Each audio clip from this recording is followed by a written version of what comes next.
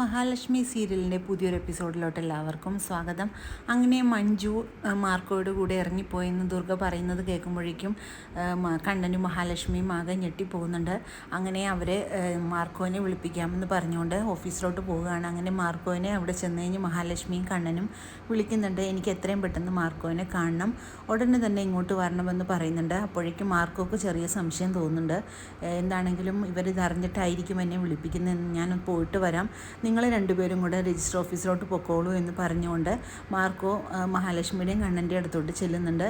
അങ്ങനെ കണ്ണനും മഹാലക്ഷ്മിയും മാർക്കോനോട് ചോദിക്കുന്നുണ്ട്, ഇങ്ങനെ ഒരു പ്രവൃത്തി മാർക്കോയിൽ നിന്നും ഉണ്ടാകുമെന്ന് ഞങ്ങൾ ഒരിക്കലും പ്രതീക്ഷിച്ചില്ല. മാർക്കോനെ എൻ്റെ സ്വന്തം സഹോദരനെ പോലെയാണ് ഞാൻ കരുതിയിരുന്നതെന്നും ഇത്രയും നല്ലൊരു ചെറുപ്പക്കാരനെ ഞാൻ എൻ്റെ ജീവിതത്തിൽ ആദ്യമായിട്ടാണ് കണ്ടുമുട്ടുന്നതെന്നൊക്കെ മാർക്കോനോട് പറയുന്നുണ്ട് കണ്ണൻ. എന്നിട്ട് പറയുന്നുണ്ട്, എൻ്റെ ഉണ്ണിയെക്കാട്ടിയും കൂടുതൽ ഞാൻ സ്നേഹിച്ചത് മാർക്കോനെയാണ്, അതുകൊണ്ട് നീ ഇങ്ങനെയൊന്നും ഞങ്ങളോട് ചെയ്യുന്നത് ഞങ്ങൾ ഒട്ടും പ്രതീക്ഷിച്ചിരുന്നില്ല എന്ന് പറയുന്നുണ്ട്. ഇതെല്ലാം കേൾക്കുമ്പോഴേക്കും മാർക്കോ ആകെ അന്തം വിടുന്നത്. ഇവരെന്താണ് ഇങ്ങനെയെല്ലാം സംസാരിക്കുന്നതെന്ന് ഓർത്ത്, എന്താണ് ഇങ്ങനെയൊക്കെ ചോദിക്കുന്നതെന്ന് പറയുമ്പോൾ, ഒന്നും നിനക്കറിയില്ല അല്ലേ, മഞ്ജു നിൻ്റെ കൂടെയല്ലേ ഇറങ്ങി വന്നതെന്ന് ചോദിക്കുന്നുണ്ട്. അപ്പോഴേക്കും മാർക്കോ പറയുന്നുണ്ട്, അയ്യോ നിങ്ങൾ എന്നെ തെറ്റിദ്ധരിച്ചിരിക്കുകയാണ്, ഞാൻ അങ്ങനെയൊന്നും എൻ്റെ കൂടെ മഞ്ജു ഇറങ്ങി വന്നിട്ടില്ല, മഞ്ജു ഇറങ്ങി വന്നത് വേറൊരാളുടെ കൂടെയാണെന്ന് പറയുന്നുണ്ട് മാർക്കോ. അത് കേൾക്കുമ്പോഴേക്കും മഹാലക്ഷ്മിയും കണ്ണനും ചോദിക്കുന്നുണ്ട്, വേറെ ആളുടെ കൂട്ടത്തിലോ?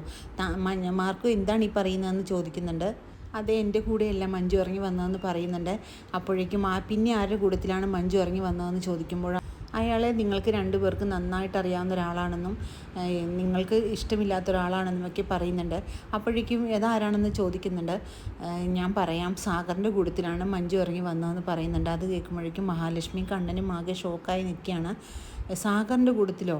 അവനാണെങ്കിൽ മേഘനെക്കാട്ടി ഡേഞ്ചറസ് ആണെന്ന് കണ്ണൻ പറയുന്നുണ്ട്.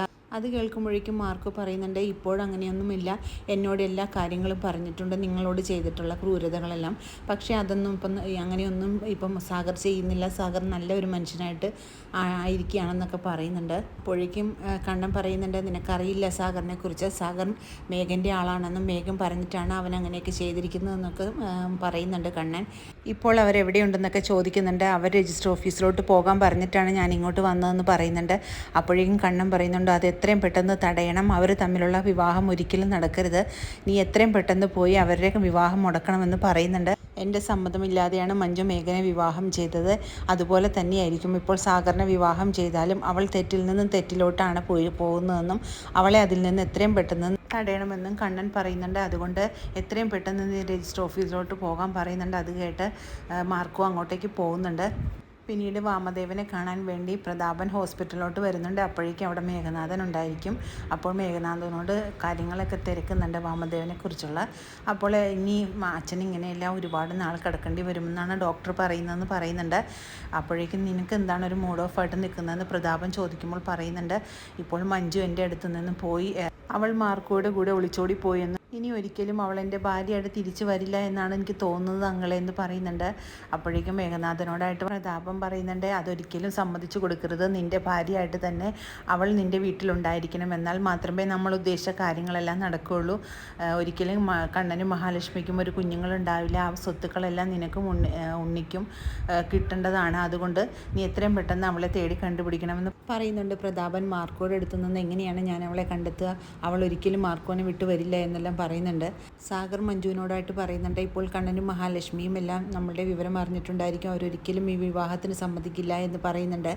അപ്പോഴേക്കും മഞ്ജു പറയുന്നുണ്ട്, മാർക്കോ പറഞ്ഞാലും ശരി, ആര് പറഞ്ഞാലും ശരി, എൻ്റെ കഴുത്തിൽ സാഗർ താലി കെട്ടണമെന്ന് പറയുന്നുണ്ട്.